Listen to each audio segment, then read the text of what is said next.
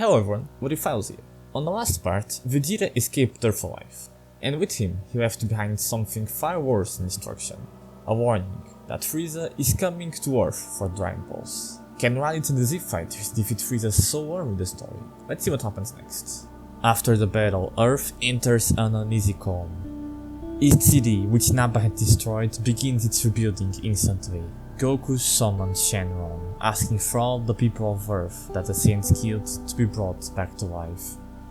Yet, as most celebrate, there's no happy feelings to Raditz. Even though he had told them about the Galactic Emperor, they couldn't grasp his full power. There was no way they could. At Kami's lookout, Raditz finally speaks openly. Frieza isn't just powerful, he is absolute. His power level surpasses 500,000, and he would be able to defeat Great Ape Vegeta easily. And that's not even considering that Vegeta himself theorized that Frieza might be able to transform. Not just that, but Zarbon and Dodoria far surpass what any of them could output right now. And that's not even considering the Ginyu forces or the rest of Frieza's family. They were just unbeatable, and the fact they were coming to Earth was like an unspoken doom. Entire planets fell to them without resistance. And even the Saiyans were made their vassals. Raditz then admits something difficult. They could all grow 100 times stronger, and even then it would be a tough battle.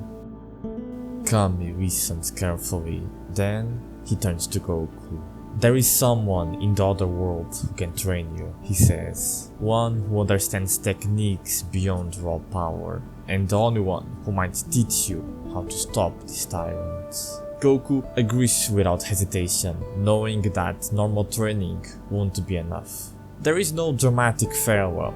Goku trusts his friends, and they trust him. He talks with Krillin, telling him to explain Chi-Chi what happened, and why he will be off the world for a while. Then, Kami touches his shoulder and brings him to the other world. King Gamma is annoyed that a mortal is in the world of the dead, but he allows just for this time, since Frieza could be stopped and billions, if not trillions of lives could be saved. With Goku gone, Kami turns to the rest. He tells them about the hyperbolic time chamber, a place where 1 year of training equals 1 day outside.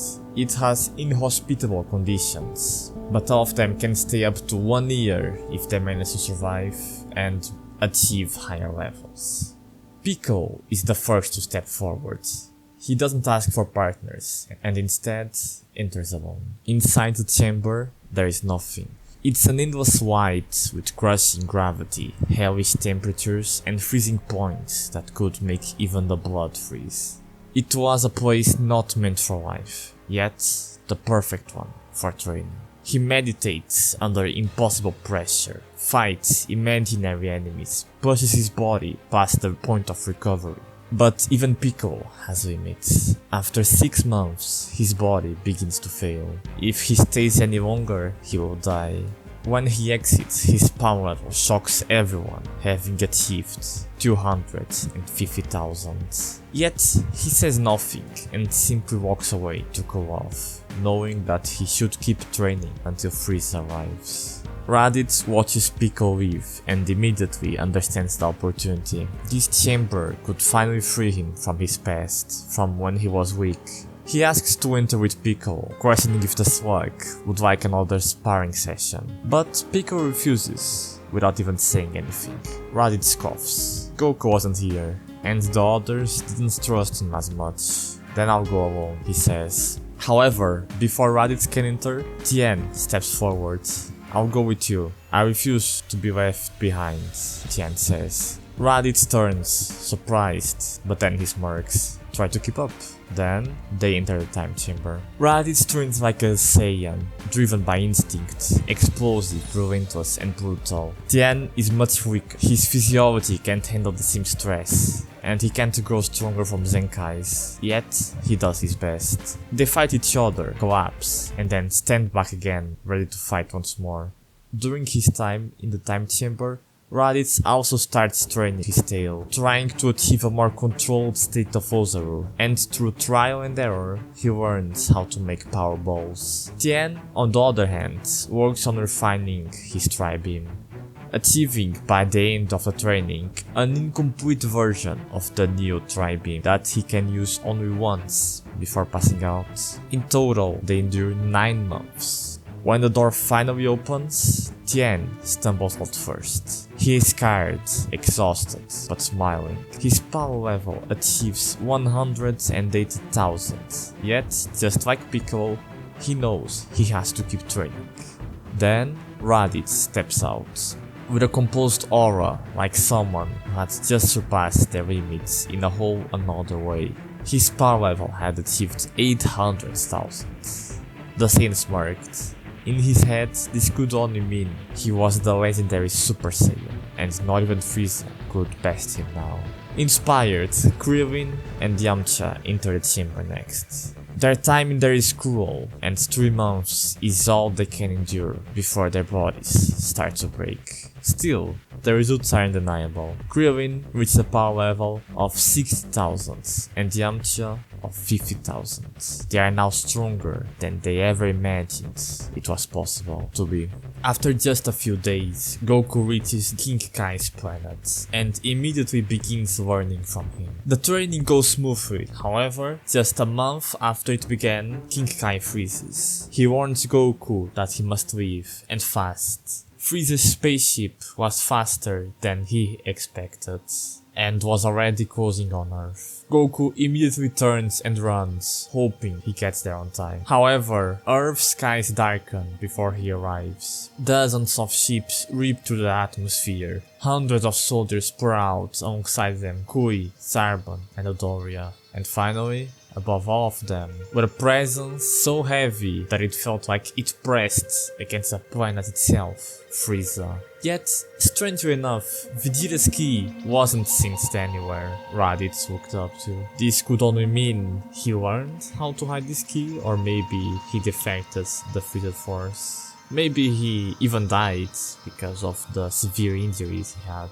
It was hard to say yet. The soldiers pour out of the spaceships, beginning their attack on several cities, bringing them to ruins, before trying to reclaim what's left and figure out the secret of Dragon Balls. However, one such squad suddenly explodes. Krillin went in the middle of them, ready to protect Earth. The soldiers laugh until their scouter starts screaming. Power level over 6,000, that's impossible! Krillin dashes, smashing through him. A destructo disc slices through the air, cleanly decapitating 2 soldiers at once. Others barely have time to scream before they're vaporized. Within seconds, the street is silent. Krillin exhales. A month ago, these would be powerful opponents, but now they're nothing to him. Far away, the ground cracks under a heavy step. It's Dodoria. He walks with his crow grin of absolute confidence. Yamcha stands across from him, relaxed, hands in pockets. The pink alien laughs. You Earthlings are really stupid. I'll enjoy this, then torture you until you give us the Dragon Balls. He fires a massive energy blast. Yamcha vanishes just as it hits, and for a moment Dodoria sighs, thinking he already killed him, but then he feels a hand behind him. Dodoria freezes. What? He manages to say before being punched just once. Dodoria's eyes go wide as his armor shatters and his massive body slams into the ground, unconscious before he even understands what happened. Yamcha dusts off his hands. Guess I've been underestimated my whole life, he says. In another city, Zarbon floats confidently. The average power level of this planet didn't even reach the double digits. This conquest would be way too easy. Piccolo faces him in silence, their fight extending over several blows. Zarbon's smile slowly fades as he realizes that Namekian wasn't even going all out. He activates his counter, it chirped, then spikes, and finally let out a scream. 100, 150, 200. Zarbon's smile fades as the number reaches 250,000 before breaking. Wait, you're Namekian, right? We're only here for this planet's Dragon Balls, we don't want to kill you. Zarbon tries to negotiate. Yeah, that's kinda the problem, Pico says before disappearing. Zarbon wasn't even able to react before Pico's fist caves into his stomach. The shockwave tears the clouds apart. Zarbon transforms in desperation, muscles bulging, power surging, but it doesn't even matter. Pico raises one hand. You should stint in space. A single blast, and Zarbon is erased completely. No body and no remains. It was an easy battle, however, Pico thinks about what he said. He's a Namekian, somehow. Pico always knew he was different, but not that he was an alien. Elsewhere, Kui went, arms crossed, smirking, facing Raditz. You're still alive? What a joke. You were always weak, Kui says, laughing. Raditz slowly turns to face him, yet he keeps himself quiet. Kui gets annoyed and checks his counter. Huh? 800. You've gotten even weaker than last time. Must be malfunction. Before he can even finish the sentence, Raditz moves. There is no fight. There is no clash. Kui's body splits apart before the scouter even hits the ground. Raditz simply looks at the remains. Keep talking next time, he says. Then, aboard the flagship, reports Fodin. In just 2 hours, 80% of Frieza's forces were wiped out. There was just no way. All evidence indicated that Zarbon and Dodoria should be more than enough to kill those weaklings. Even Vegeta by himself was nearly enough. So, just how? Frieza's finger pauses mid-step, and his smile disappears. You're telling me Earth did this? He asks. The room trembling as his aura leaked out.